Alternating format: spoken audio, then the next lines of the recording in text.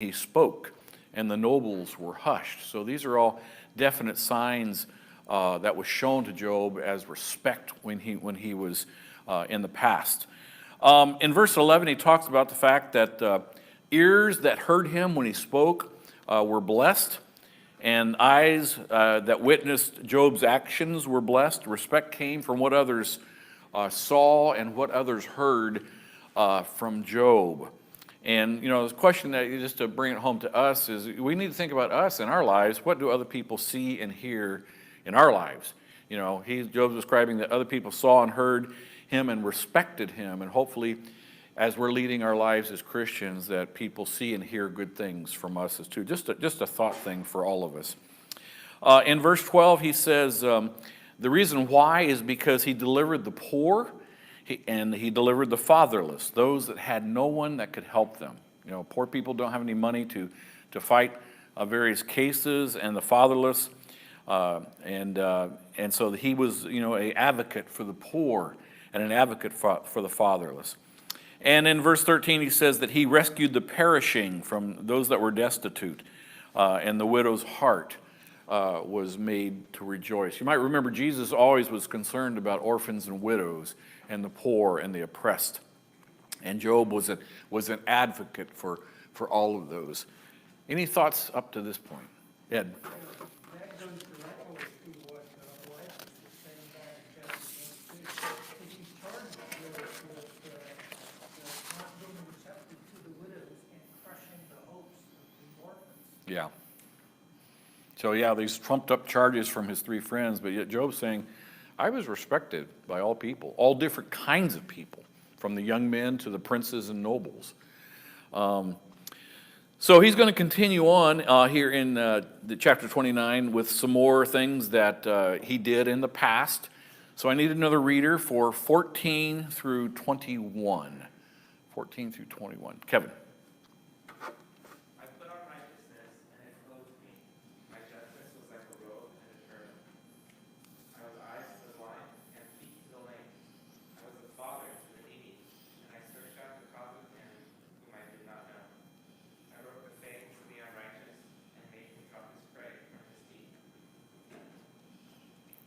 Through 21. Then I thought, I shall die in my nest, and I shall multiply my days as the sand. My roots spread out to the waters, with the dew all night on my branches. My glory fresh with me, and my bow ever new in my hand. Men listened to me, and waited, and kept silence for my counsel. Okay, thank you, Kevin. So he continues on the same line of thought, and he describes the way he treated people was like this righteous clothing of Job's life. His justice and fairness was like a robe or like a turban. That's verse 14. That was the attire of a judge, was to have a robe and a turban.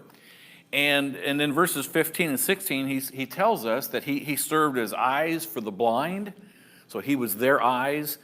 He served as feet to the lame, those that couldn't walk, and he served as a father to the needy. So he always tried to make himself available to those that were destitute and those that did not have an advantage when they were brought to court.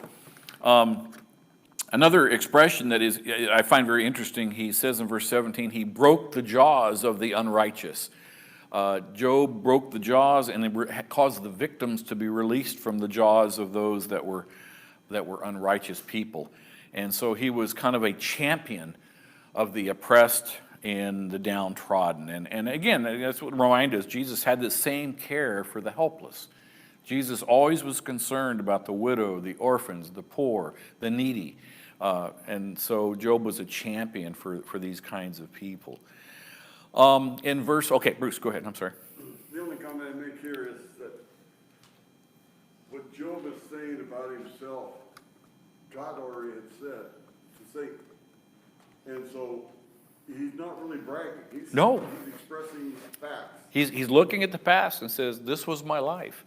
And of course, he doesn't know that God was bragging on him, but yes, absolutely. He's just saying, this is how I lived my life, and we're going to see in the next chapter, the present, it's very, very different, but absolutely a very good point, Bruce.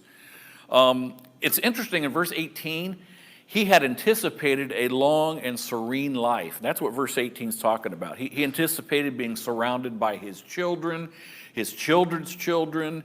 He calls it his nest. So he anticipated just living a long life with his nest of relatives. And his days would be, I think in some of the translation it says, innumerable as the sand. He would have a long life, lots of children, lots of grandchildren. And that's what he anticipated. He was a blessed man, and he knew it. In verses 19 and 20, he talks about the fact that he uses the word root and the word bow. And Job's artery of life, which spread to the waters of life, that's an expression he uses here, is this root, which he described the bow. His bow was always ready and constantly renewed. This is his invigorating statement. That he had a root that was always well watered, and his bow was always ready and constantly renewed. And then finally in verse 21, he says that in Job's presence, men waited, men listened, and men anticipated his counsel. And when it says listen, that means that they kept silent. They let Job speak when he was about to speak. And so it's very interesting how Job is summing up his past here. Any thoughts on that section? And I know we're clipping along fast, but I'm going to try to get us through all 3 chapters tonight. Okay, shorter reading. I need someone to read 22 through 25. 22 through 25. Ed? After my words, they did not speak again, and my speech dropped on them. They waited for me as for the rain, and opened their mouth as for the spring rain. I smiled on them when they did not believe, and the light of my face they did not cast down. I chose a way for them and sat as chief, and dwelt as a king among the troops, as one who comforted the mourners. Okay. He's going to finish the thoughts here in chapter 29 with these last 5 or 3 or 4 verses. Verse 22, basically it's saying here that after he spoke, there was really nothing more to be said. Job would be complete in his judgment or his statement. And he says that his words, and the translation really is, his words distilled or fell gently on people's ears. That's actually the expression that the commentaries say he's using here in verse 22, is that when he spoke, it would be like a distilling, a beautiful distilling of his words that would fall gently upon the ears of the listeners. In verse 23, he talks about the rain or the later rains. They usually came in April or May, and they were essential for the maturing of crops. And he makes that analogy to the men. The men would be waiting with open mouths to hear and to taste his words of wisdom when he pronounced judgments. And so people were always anxious to hear what Job would say in any particular case. And verse 24, he talks about the despondent. He says, when others were defended by Job, he says, even his smile gave them confidence. So, they were glad they had such a great person representing them. And then in verse 25, he says he served his fellow man in 3 different ways. Number 1, he said, as a chief or as a leader. And I've got to flip the thing here. It goes, as a chief or a leader. He also dwelt with them as a counselor, and he lived among them as a comforter. And so Job was a chief, he was a counselor, and he was a comforter. And really the point, in looking at his past, Job was an honorable, he was an honest man, and he enjoyed prestige and honor amongst his fellow man. He was greatly respected. And that's kind of what Bruce was alluding to earlier. God is literally bragging on Job to Satan, saying, have you considered my servant Job? There's none like him. So he had a very impressive past. Any comments on chapter 29 before we move on? Because we're going to shift gears now to the misery and the miserable condition he's in now in the present. Rochelle. A man without sort of resume, if I may use the word, might be inclined to be puffed up. But God's very endorsement of him is an indication that he, even though he had such an acclaimed resume, was humble. Yeah. And I 100% agree. If we didn't have that earlier part in Job when God's bragging on him, you might think, well, he's kind of puffy, you know, kind of pompous. But even God, you know, tells Satan, have you considered my servant? There's none like him. So, yeah, I agree 100%. You know, it comes across a little puffy, but not, you know, yeah. This chapter also reminds me of Proverbs 31. Yeah. Calling for men rather than Yeah, yeah. Okay, chapter 30. We're going to have to smoke through this, so we'll keep going. This is the present. Now we find out where he's at now. So I need a reader for verses 1 through 6. In the back, Bobby. But now they mock at me, men younger than I, whose fathers I disdain to put with the dogs of my flock. Indeed, what profit is the strength of their hands to me? Their vigor is perished. They are gaunt with want and famine, fleeing late to the wilderness, desolate and waste. Who pluck mallow by the bushes and broom tree roots for their food. They were given out from among men, they shouted at them as at a feast. They had to live in the clefts of the valleys, in caves of the earth and the rock. Okay. Job says, but now. That's how verse 1 starts. But now. The youth, remember the young people in the previous chapter? They would hide themselves from his presence. The youth, it says, mocks him. They laugh at him in his pitiful state. And he even makes a statement here. These youth that mock him, those whose fathers, their fathers, he wouldn't even allow their fathers to work with his sheepdogs, is really what the expression is. That his dogs were more honorable than they. That's literally saying. He says, my dogs are more honorable than the youth that are mocking me and their fathers. So pretty serious statement here by Job. In verse 2, he says, their power and strength were not even worth his consideration for any kind of help. In verse 3, their condition that they lived in was brought on by poverty and a lack of food, like gnawing on roots or like a dog gnawing on a bone. And he's going to get some more details about these people and the kind of lives they lived, which is why they're in that condition. In verse 4, he says they would eat saltwort or mallows. Now, saltwort or mallows, according to commentaries, was a bush that bore green leaves and it grows in really salty regions. And it had a very sour taste, but it was edible. And it was eaten by the poor only in dire necessity. Roots, the word roots in verse 4 is actually talking about the broom plant.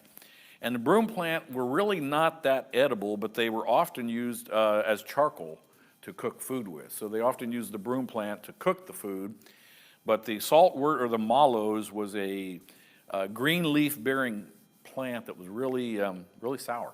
And that's what poor people ate. So he's talking about the food that these people would eat.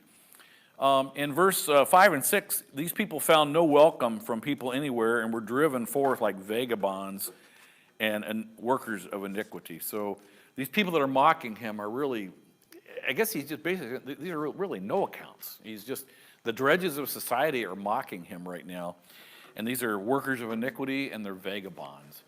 And so that's what he's talking about is what's going on right now. Let's flip on over to the next section. Okay, verse 7. I need someone to read 7 through 12.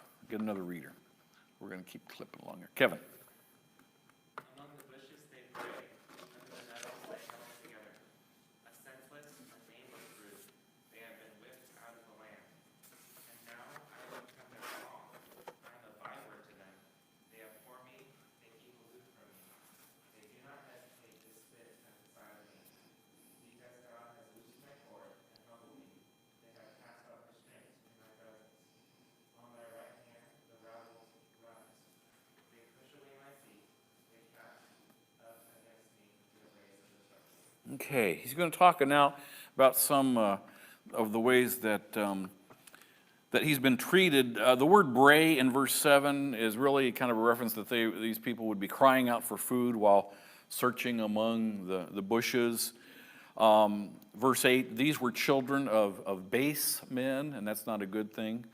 Outcasts of the land. This same group of people that are mocking him, this group of outcasts were ridiculing him. reviling him, and they even mocked him, it says in verse 9, in song. So they were singing songs to mock his condition, which is really sad. In verse 10, these people showed contempt, literally by, and it says spitting in his face. Now, the commentaries said it could go one of either way. Either they were spitting at the sight of him, just, or they were literally spitting in his face. They can't really tell from the language whether it was spitting at him in the face or at his presence they would spit at the ground. But either way, it was added to his shame and added to Job's suffering here in verse number 10. Verse 11, he talks about the fact that the expression used loosed his cord. Job continues to recognize God, at least he thinks it's still God, is the cause and the source of his blessings, but now God is also the source of his woes. And the young people, the rowdies, were now unbridled to mock him. Verse number 12, he refers to them as the rabble, youthful offenders, revilers of Job. And they were at his right side, which is, if you might recall, usually the right side of someone is a place of honor, which is where Jesus is seated at the right hand of God.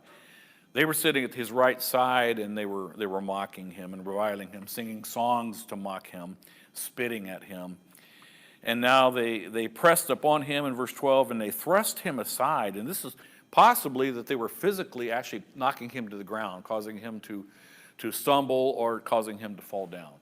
And so it's a little unclear what Job is saying there, but that he was basically being knocked down to the ground by these people. So really not a good situation. Let's read 13, 14, and 15. So I need another reader for just those three verses. Bruce. 13, 14, and 15? Mm-hmm. They break up my path, they promote my calamity. They need no one to help them. As through the wide breach they come, amid the crash they roll on. Terrors are turned upon me, my honor is pursued as by the wind, and my prosperity is passed away like a god. Okay. In verse 13, your translation might have the word mar, which really means to tear or to break down or to break up. These added to his woes by contributing to his calamity.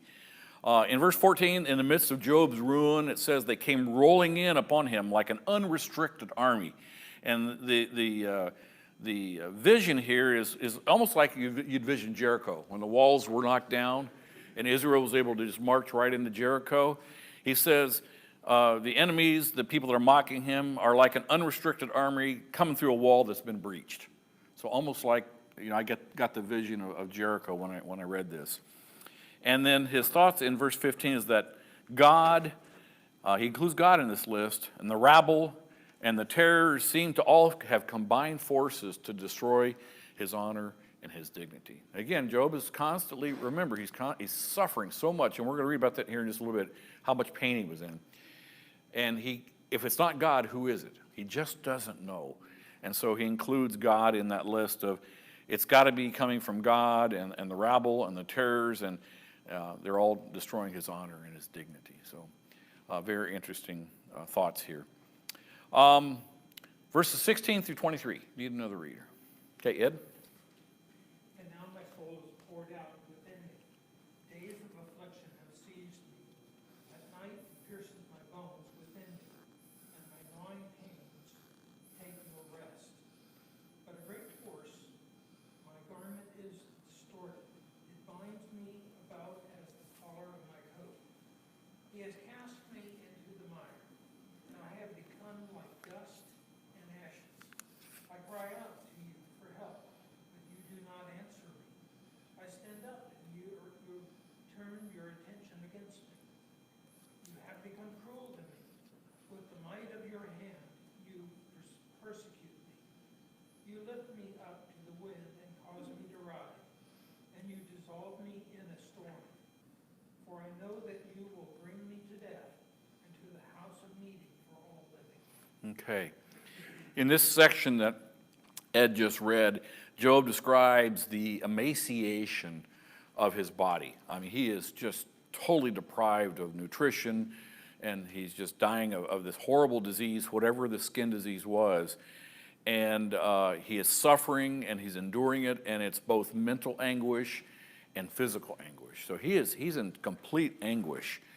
So in verse 16, he talks about the fact that his life is being poured out or drained. This reminds you a lot of what the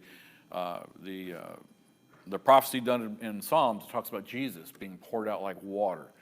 But Job says he's been poured out, he's drained, he's washed away by his tears and by his weeping. His days of affliction have held him like an animal that holds its prey very tightly in the jaws. I saw a film today about, it was really tragic, but they saved her life, but this girl was doing show and tell from one of the reptile places to a school assembly, and she went to feed this 8-foot alligator, and it got a hold of her hand and started doing a death roll and was going to rip her arm clear off of her body. And luckily, one of the people, spectators, jumped in and sat on the alligator until they could get her hand out. And she ended up with minor surgery instead of losing her whole arm. But it this, I get that same idea that he's talking about. You know, it's just like an animal holds its prey. He feels like he's being held tightly in a powerful animal's jaws. Now, in verse 17, he talks about the fact that his bones have very sharp, penetrating pain, and his agony had not ceased at all. So he has a lot of pain inside of his bones. And there's a couple of possible ideas that are presented here. He talks about in verse 18 the garment. He's either talking about one of two things, according to most of the commentaries I read. Either he's saying the garment of his skin in verse 18 on his emaciated body. Now the skin was so loose it hung around him like a collar of a coat. Okay, so it's just the skin is just loose. The second idea is that his body was so emaciated that his garment is now so loose that the collar could wrap around him. So his own physical clothing was so loose it could wrap it around him. It's unsure which of those two views it is. Either way, I think the idea is that he's emaciated. He is just nothing but skin and bones. And he is sure he's going to die, and we'll see that some more. Bruce? I think if you understand the human body in this time, this has not gone on for a week or two. No. This has gone on for months.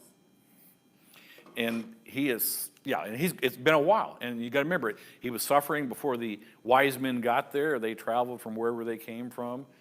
And yeah, it's been quite a while. And remember, we all know that God's condition was you can, touch him, but don't spare his life, So he feels like he's on the verge of death, though. And I appreciate that, Bruce. This has gone on for a while. Verse 19, God, he says, had cast him into the mire. He feels like he has now become dust and ashes. And this could refer, according to the commentators, the color and the texture of his diseased skin. We have a hint of that here in just a couple minutes, that Job's skin is turning black and literally falling off in chunks. So we'll get to that here in a minute. But in verse 20, he says, I cry. He pleads to help for God. God had apparently heard his cry, but from Job's opinion, God is indifferent. God has heard me, but God is indifferent. God simply just looks at him. Now, this is a case where Job, again, is speaking without knowledge. God knows what's happening. And I'm sure God is sitting back, smiling at his servant Job, very proud of what he's doing. But to Job, God appears indifferent. Job is saying, I'm just suffering so much. God's indifferent. In verse 21, he says God had turned and become cruel to him, and he felt in verse 21 that God was persecuting him for something. Now, again, we have to remember Job's state of body and mind at this point in time. This man is hurting mentally and physically, and extremely. So it's not a good situation for Job. 22 and 23, let's just read I think that we've got to catch up to that. Let me flip that thing over here. God was lifting him up, he says in verse 22, to ride the storms until he felt like he was going to be melted away in the distance. God was treating him like a wicked man. And then in verse 23, he is confident that God is bringing him to his death. to the house of Sheol, the house that all living go to. They go to the house of the dead. And so that's where we finish the reading of verse 23. Let's read 24 through 26, just next three verses. Who's got that? Need a reader. In the back, Bobby. Surely he would not stretch out his hand against the heap of ruins. If they cry out, then he destroys it. Am I not wept for him who is in trouble? Has not my soul grieved for the poor? For when I looked for good, evil came to me. And when I waited for light, then came darkness. Okay. My heart is in turmoil and cannot rest. Days of affliction confront me. I go about mourning, but not in the sun. I stand up in the assembly and cry out for help. I am a brother of jackals and a companion of ostriches. My skin grows black and falls from me. My bones burn with fever. My heart is turned to mourning, and my flute to the voice of those who weep. Okay. Let's chase this one down to the end of the chapter here. Thank you, Bobby. The verse 24 is a very difficult verse, and the best interpretation is that Job is like, he's describing his life is like in a great fall. He's falling, and he's stretching out his hand for help, but no one is reaching to help him. That's kind of the idea of verse 24. I had to do a lot of commentary reading on that one, but that seems to be the idea. It's like he's in a free fall. He's reaching out his hand for someone to save him and help him, but no one's reaching back. And then Job just states, he goes, I wept for those that were in trouble, and I grieved for the needy. This kind of relates again back to the past in verse 25. But Job says, but what happened to me, he says in verse 26, when I looked for help, evil came. And when I looked for light, darkness came. So Job is saying there's inequality here, that he never treated other people like that.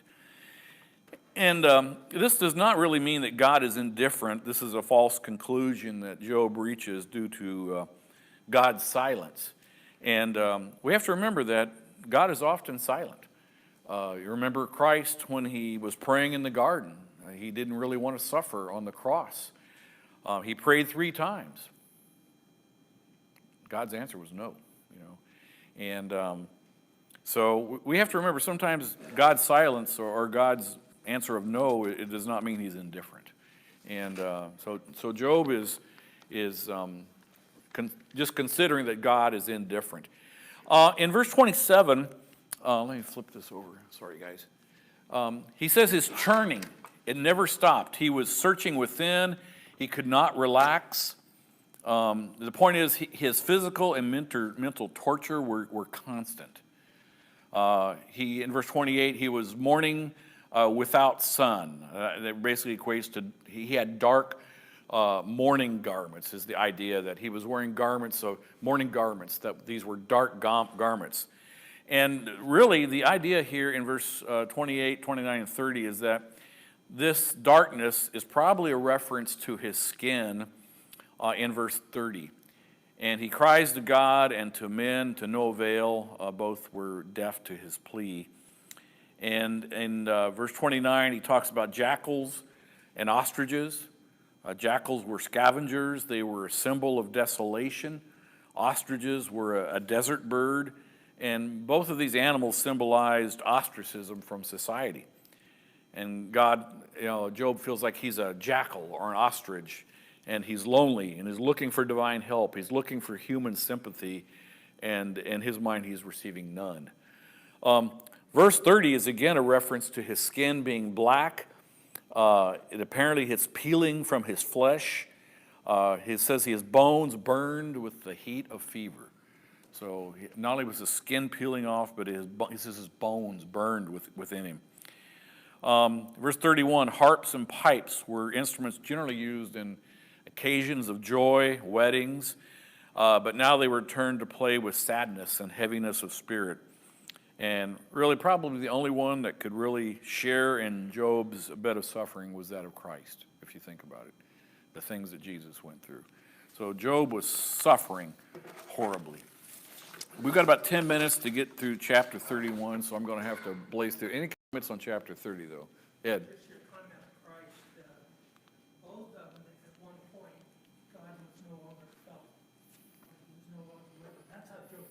Yeah. very much alone. Absolutely. God doesn't have friends, doesn't have anybody. And this is probably the lowest point Job will ever get to. And it's at this point, what's the next step? Job would die. Yeah. And God's not going to let that happen. So Yeah. it makes perfect sense that chapter 38, God reappears after the Yeah. Let's read verses 1 through 8 of chapter. I don't know if we're going to go all the way through this. We'll do our best. I'll pick up the reading here. Chapter 31, we will pick up here now with verses 1 through 8. He says, this is the future. I have made a covenant with my eyes. How then could I gaze upon a virgin? What would be my portion from God? Would be my portion from God above, and my heritage from the Almighty on high. Is not calamity for the unrighteous, and disaster for workers of iniquity? Does not he see my ways and number my steps? If I have walked with falsehood, and my foot has hastened to deceit, let me be weighed in just balance, and let God know my integrity.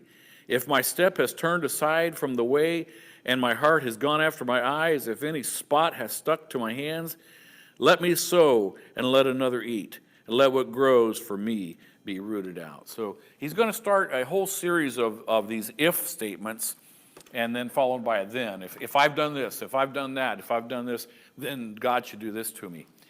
And so it seems a little out of place, but the very first verse, it talks about he made a covenant with his eyes not to lust upon a virgin or lust upon another man's woman with any kind of impure or lustful intentions. This kind of comes into thoughts a little later on, but it just seems out of place. I mean, that verse just pops in as the first verse. He says, what is my share or portion from God in this life? Verses 2 and 3, calamity. It generally goes to the unrighteous person, and disaster to workers of sin, and yet these things are happening to him. Verse 4, God sees all of Job's actions and behavior. God numbers our steps. God knows our thoughts. God sees our ways, and he counts our steps. And Job knows that. Verses 5 and 6, if Job had practiced falsehood or deceit, he says, get the scales out. Let me be weighed. And so, that's Job's idea. Verse 7, he denies that he had ever let his heart be enticed by his eyes and turn his way of life to covet something that belonged to another. And this gets back to, he's going to talk about adultery here in a minute. And if so, in verse 8, let a curse be upon him, let another enjoy the fruits of his labors. I need someone else to read 9 through 15. Bruce. If my heart has been enticed towards a woman, and I have lain in wait at my neighbor's door, then let my wife drag for another, and let others bow down on her. For that would be a heinous act, a crime.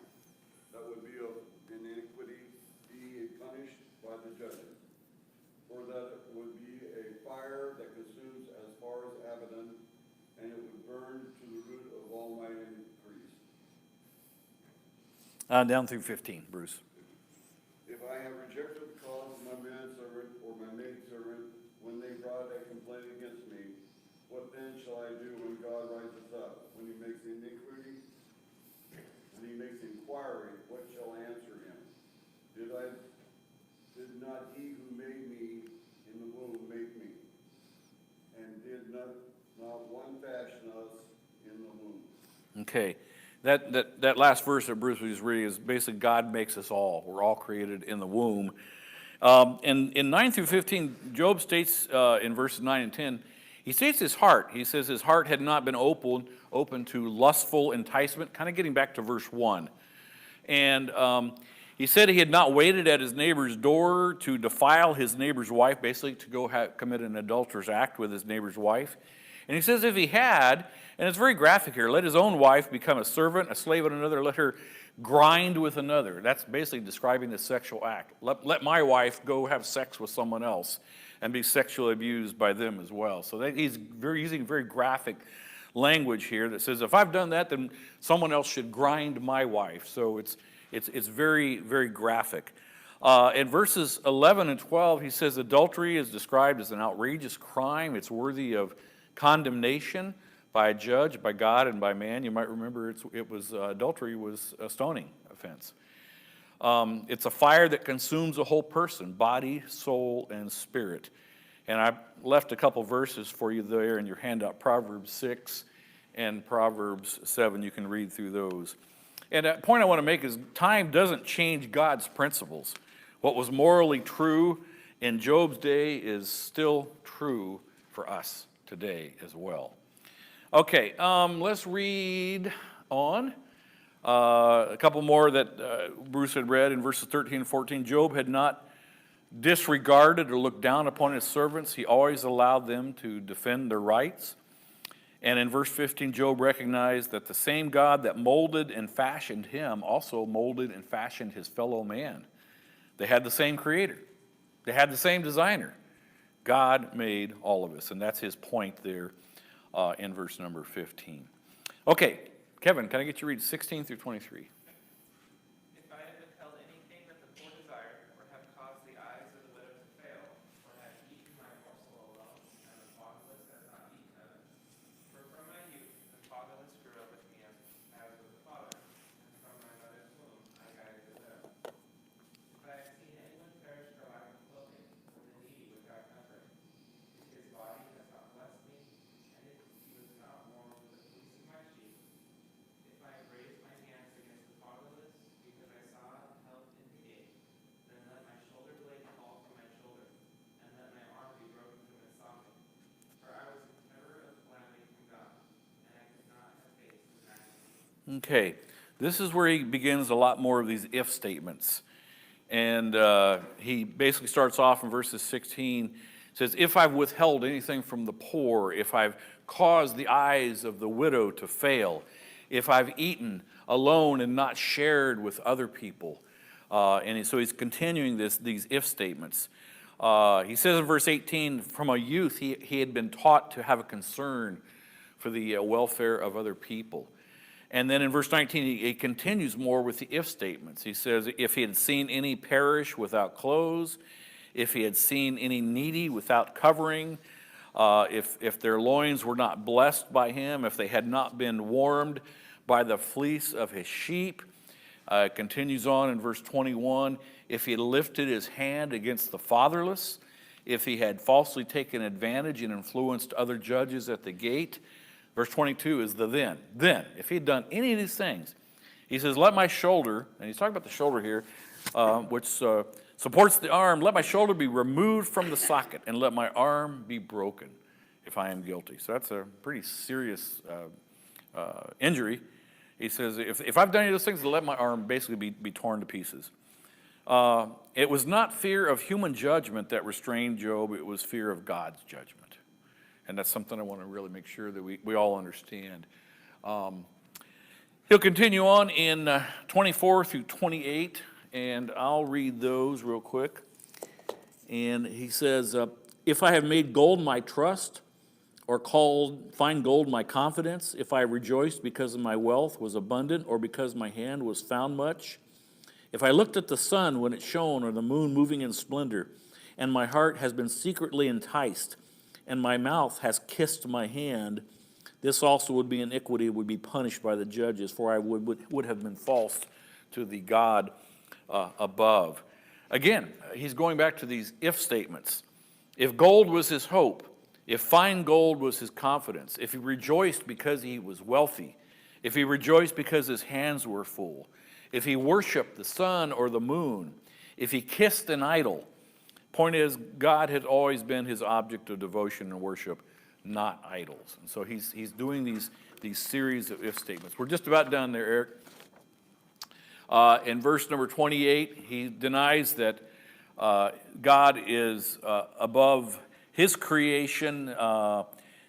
He says if I've ever denied that God is above his creation, then that would be punishable like adultery. So when you turn to idols, you're basically saying God is not the designer. This idol is your creator. And that would be punishable, as Job says, by death.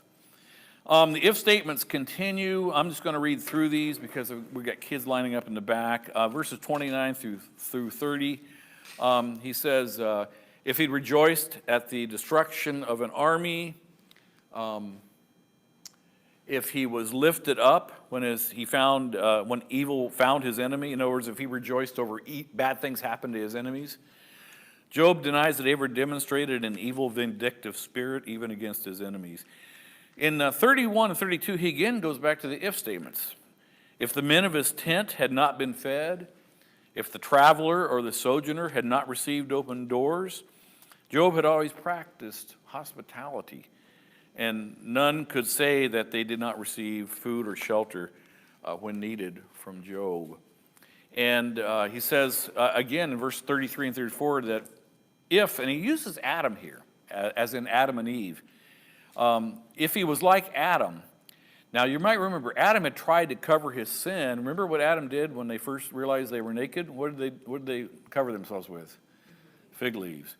And so that's Genesis 3:7. But, it could not be covered. It could not be hidden.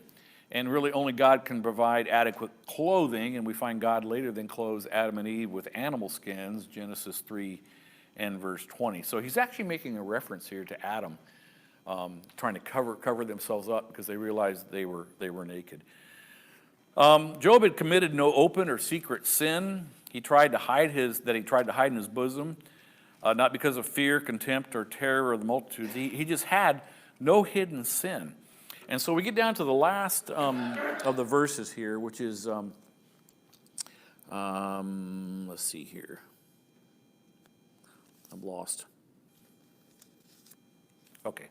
35 through 40. Can I have someone read that? 35 through 40. Kevin? Oh, that I had one to hear me.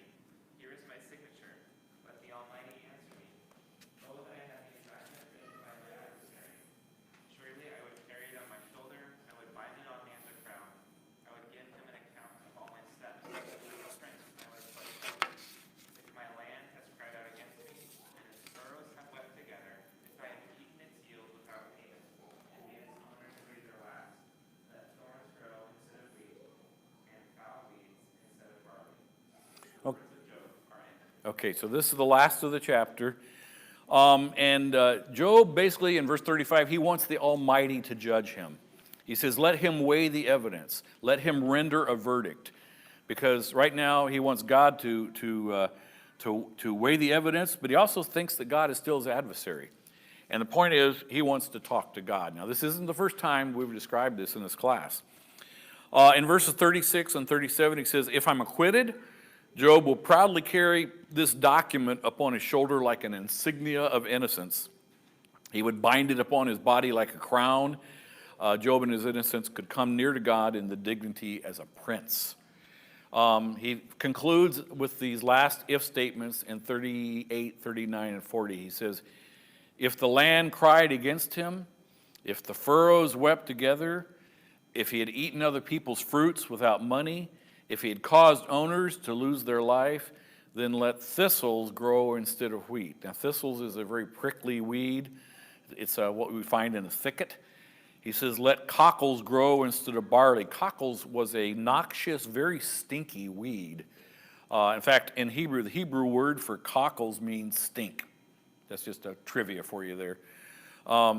And then as Kevin read, the words of Job are ended. So far as this discussion with his three friends, Job has ended this discussion. He has silenced his three friends. Their traditional view that being pious always pays and perversity, you always will suffer judgment, is false, because we know good things happen to evil people and bad things sometimes happen to good people. And suffering is not always punishment for wrongdoing. And if there was some purpose to God's allowing Job to suffer, it was unknown. He just didn't know. And I've thought about this when I was going to conclude this tonight, is maybe the purpose was for us to read and learn. Maybe part of this suffering was for us to learn. So just an idea for you. So that's all I have for tonight. Thank you for being so patient. I know I went over time. Very good class. We're going to pick up next week. We're going to get into Eliphaz, which is the young man that's been sitting by the side waiting for his turn. And then after that, we have God. So thank you.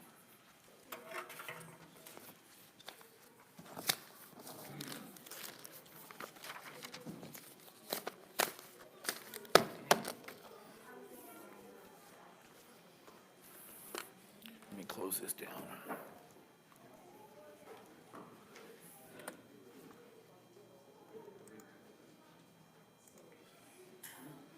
Do you need the PowerPoint? You need that? No? Okay.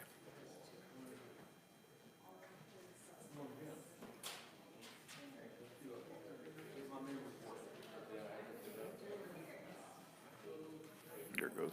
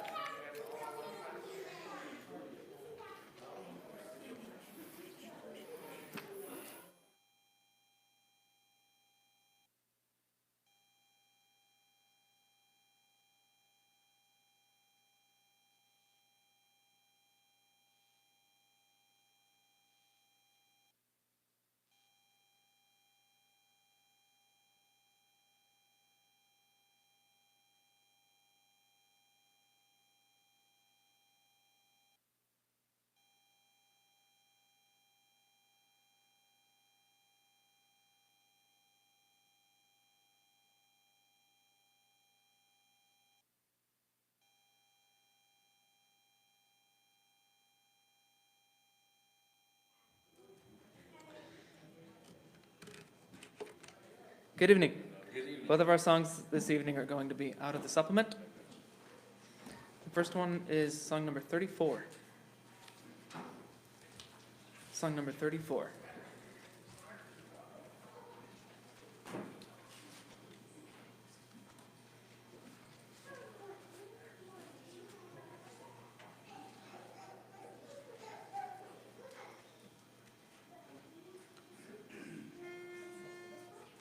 Do,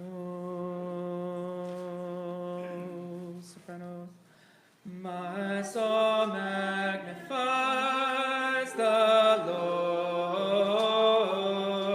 My spirit rejoices in God, my Savior. My soul magnifies the Lord. My spirit rejoices in God. Glory be to God the Father, and glory be to God the Son. Glory be to God the Spirit. Glory be to God. He has been mindful of his servant. He has been mindful of me. I will be blessed forever, forever. I will be blessed by the Lord. God alone is mighty, mighty. Our God alone has done great things. God alone is worthy, worthy. Holy is his name. Okay, thank you. The invitation song will be number 11. Song number 11.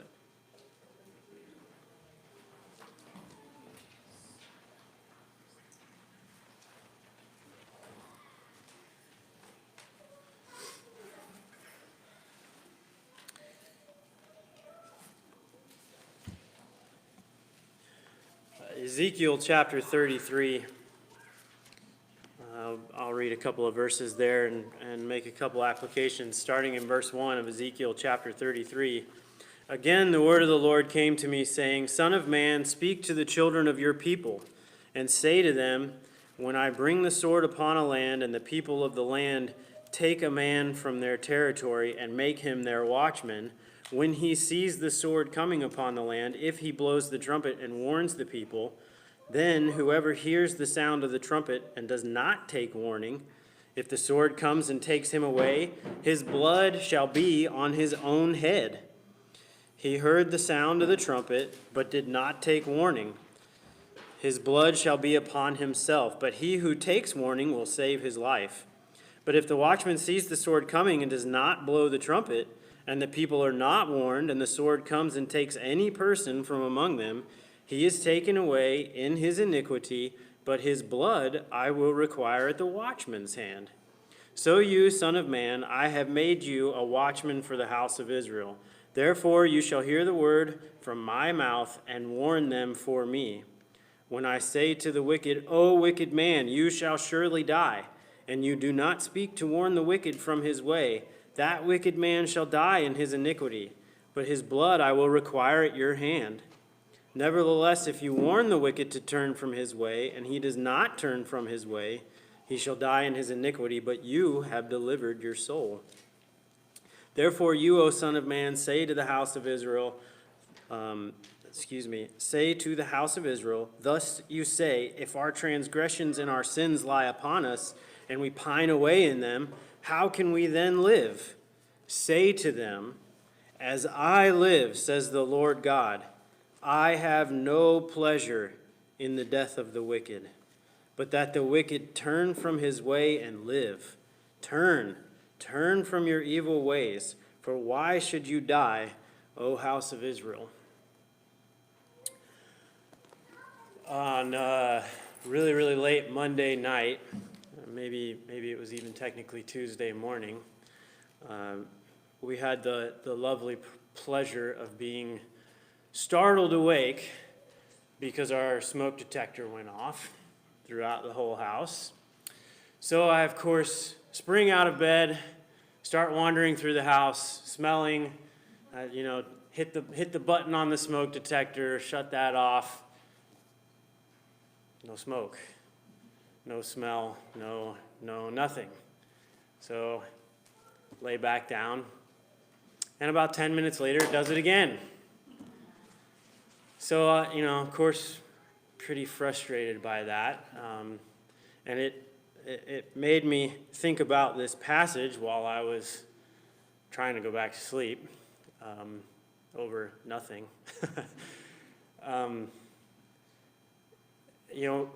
We used to have watchmen. There used to be somebody on guard. There used to always be somebody alert and awake, a fire watch for that reason, right? We've automated that. We've outsourced that. And we're glad about that, right? We have our smoke detectors in our house. We take care of them. We invest in them to keep them running. And certainly way better to have it alert for nothing than to have it not alert at all. So, just a couple applications in there. We go to bed every night and probably don't even think about that every night. We don't worry about that. We don't think about it. We don't have anxiety about that because we know it's there, and we trust that it's going to be the watchman, that it's going to alert us when something bad is happening. And again, better to be alerted falsely than to not be alerted at all. The other thought there is we make that investment. We check on those systems from time to time, maybe not as often as we should or we're told we're supposed to. Sometimes we have to spend a little bit of money to make sure that system is still working. We invest, we take care of it. It's important to us, it matters to us. Do we make that same investment in the spiritual context? Are we investing in the systems, in the things that are going to warn us and alert us of a spiritual problem? Are we tuned into that? Are we keeping an eye on that system? Do we have a system at all? And then lastly, I guess the other thought that comes to mind is our potential role as a watchman spiritually. You know, we have an obligation to be on the alert for sin, to flee from it, which means we have to be paying attention, we have to be watching, and we also have to sound the alarm, in the world around us, so that others can know that there is destruction coming, there is doom, there is punishment at hand. And are you ready? Are you prepared? Is your fate going to be one of you didn't heed the warning and you suffered the consequences? But it's really important for us as the watchmen, I think, to do it the way Ezekiel says it here, the way God inspires him to do it. It's not just what he says in verse 8, "O wicked man, you shall surely die." That's part of the message. But the message doesn't end there. He goes on in verse 11, and God, through Ezekiel, says, "As I live, says the Lord God, I have no pleasure in the death of the wicked." People struggle with that for some reason. They think that God just wants to destroy everybody.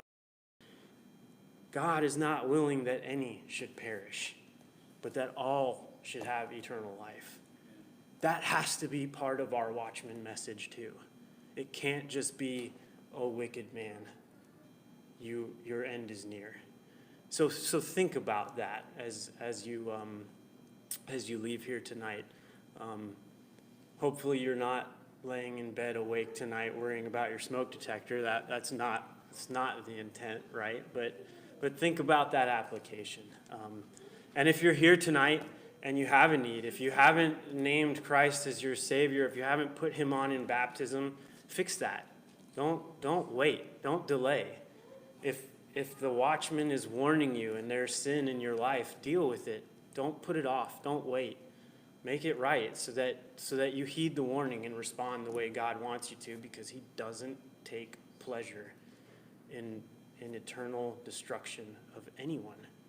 So if you're here tonight, if we can encourage you, please come forward and stand while we sing.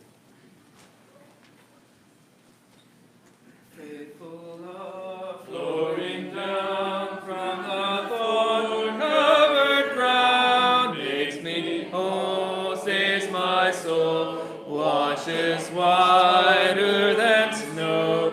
Faithful love calms each fear, reaches down, dries each tear, holds my hand when I can't stand on my own. Faithful love from above came to earth to show the Father's love, and I'll never be the same, for I've seen faithful love face to face, and Jesus is his name. Faithful love is a friend just when hope seems to end. Welcome face, sweet embrace, tender touch, fill